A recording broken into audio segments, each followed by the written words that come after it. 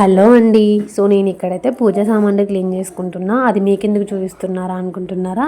చెప్తా ఆగండి. సో నా తమ్ముడైతే ఒక హింట్ ఎక్కడో చూసి చెప్పాడనమాట.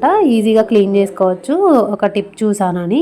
అది కూడా ఇన్స్టాగ్రామ్లోనే చూసాడంట. నాకేం షేర్ చేయలేదు కానీ వాడైతే నాకు క్లీన్ చేసి చూపించాడనమాట. రాగి బాటలు ఉండింది.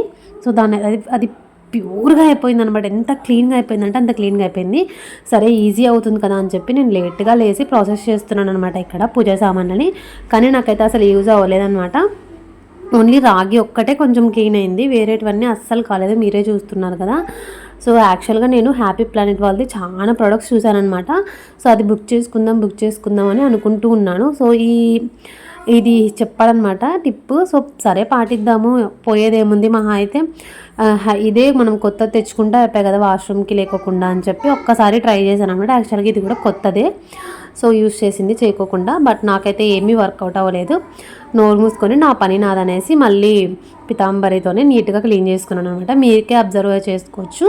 సో ఫస్ట్ ఎలా ఉంది ఇప్పుడు ఎలా ఉంది అనేది. సో నాకైతే ఏది వర్కౌట్ అవ్వలేదు. సో యాక్చువల్గా నిమ్మకాయ ఉప్పు మన ఓల్డ్ పద్ధతులే బాగుంటాయి, కానీ కొంచెం ఈజీ అవ్వడానికి బాగుంటుందని చెప్పి నేను ట్రై చేశాను అనమాట. నాకైతే వర్కౌట్ అవ్వలేదన్నమాట. సో ఇంకా ఏదైనా ఈజీ మెథడ్స్ ఉంటే నాకు కామెంట్ చేయండి ఎలా క్లీన్ చేసుకోవాలని. హ్యాపీ ప్లానెట్ వాళ్ళైతే నేను బుక్ చేయాలనుకుంటున్నా. ఒకవేళ యూజ్ చేసింటే ఎవరన్నా అది ఎలా వర్క్ అయింది అనేది కూడా కామెంట్ చేయండి.